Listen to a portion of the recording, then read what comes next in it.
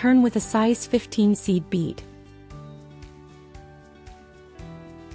Make the first herringbone unit. In this row we start to narrow the space between the herringbone units to achieve the wavy look. So, string 2 size 15 seed beads between the units. Make the second herringbone unit. And turn with a size 15 seed bead.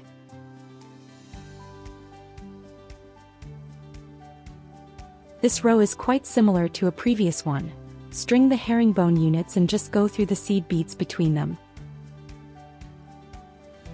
And as you can probably see, finding the hole in these tiny beads can be quite the adventure sometimes. But I am patient. And patience is definitely a key element in beading. After beading for almost 20 years now, I've certainly learned that taking your time and being patient always works out much better in the end than trying to rush things and getting frustrated.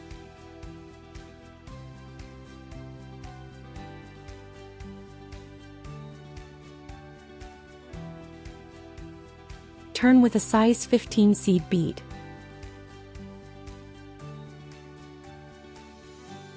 This row is similar with the second herringbone row. Make the herringbone units and string between them 1 size 15 seed bead.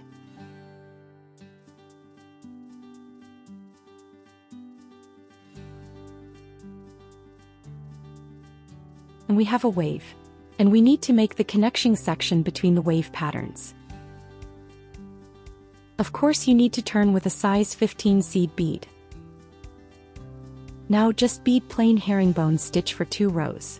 For your turns, keep using 1 size 15 seed bead at each row's end. If you'd like, you can make this simple herringbone section longer by adding more rows. And here's another idea. If you don't want to make earrings, you could use the wave pattern from this design to create a beautiful bracelet. Each individual wave motif is approximately 2 centimeters long. So, for example, to make a bracelet that's about 16 centimeters long, you would need 8 of these wave sections. Quick teaser. Next week I'll be sharing a tutorial for a wider bracelet with a similar design. This was my second plain row, and I just turn with a size 15 seed bead. Let's start making the second wave. For the first row, string the herringbone units and a size 15 seed bead between them. From now on, I will just give you a quick summary of the steps at the beginning of each row. So please follow the video carefully for the details. Turn with a size 15 seed bead. In this row, string the herringbone units and 2 size 15 seed beads between them. And please remember, even if I forget to mention it for each row, always add that size 15 seed bead when you turn to start your new row.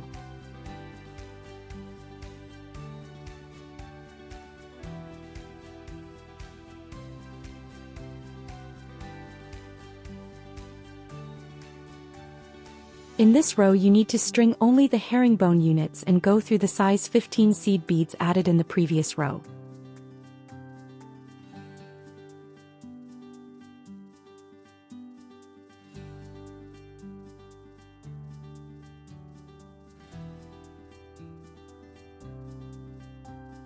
Turn with a size 15 seed bead.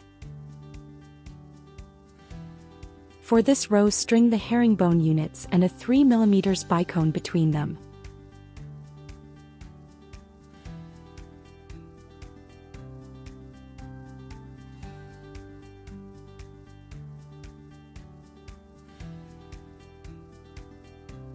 And turn with the size 15 seed bead.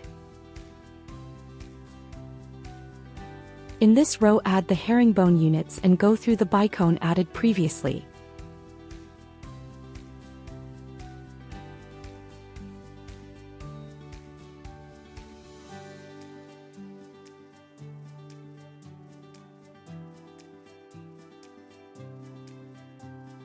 Turn with the size 15 seed bead. String the herringbone units and 2 size 15 seed beads between them.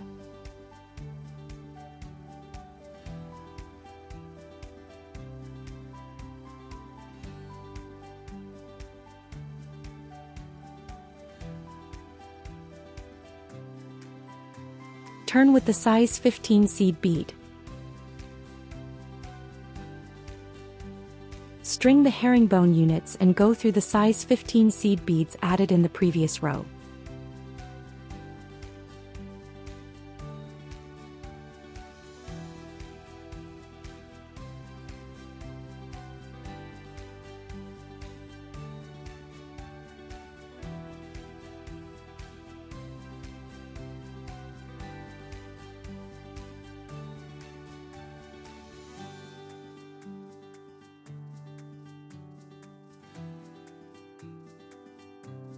That little earthquake you just saw was me sneezing. Sorry for that.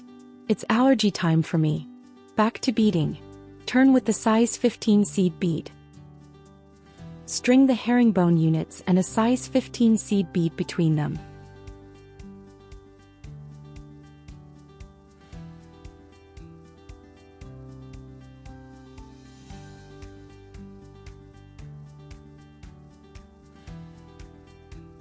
Turn with the size 15 seed bead.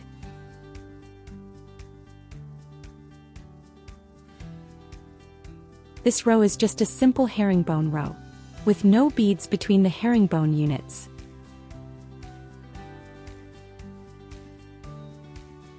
We've finished the second wave section. Now let's reinforce this end so it looks like our initial ladder stitch start. Remember, we didn't use a turning bead at the end of this last row, so your thread is exiting from the second bead of your very last herringbone unit.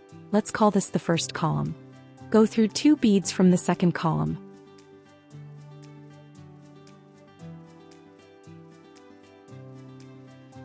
Then go down in 2 beads from your third column.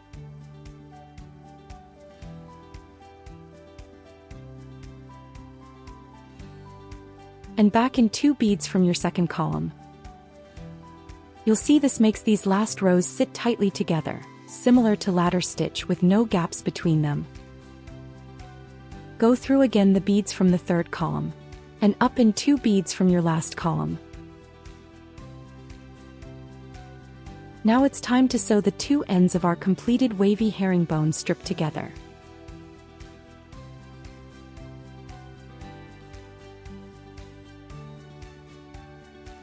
But first I will weave in the tail and I will cut it. I'll just go through a few beads so I don't cut the thread right after the knot.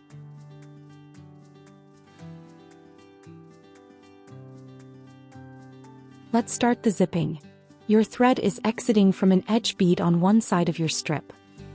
Pick up one size 11 seed bead and go through the first bead from the opposite side of the strip. Go up in the bead next to it.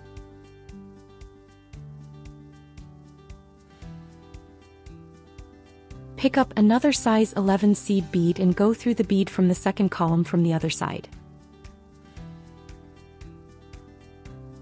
Go up in the bead sitting next to it.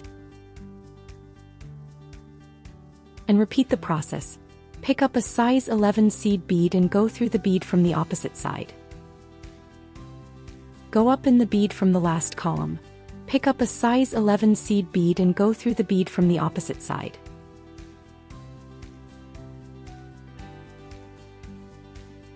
And you join the ends together. Now you have a ring. To make the hanger, we will be working with the 2 middle beads of this joining row. So lead your thread to a middle bead from this last joining row.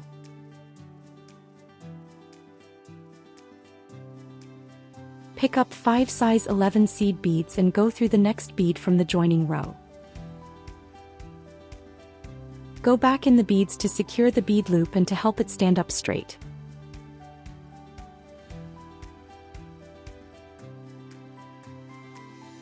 After reinforcing the bead loop, go through again in the bead where the hanger begins. With this step, the hanger will stay upright.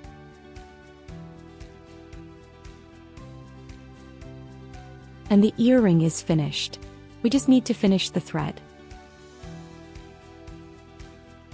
To finish my thread, I will weave it in my beadwork, and to be on the safe side, I will put a double knot as well.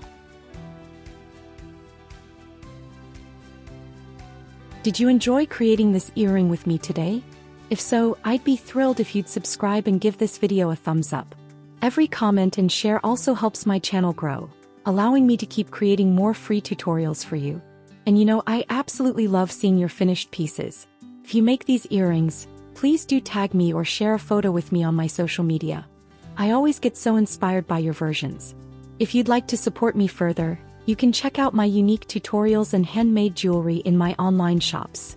The links are in the description below. Thank you so much for beading along and for your wonderful support. It truly makes this creative journey possible.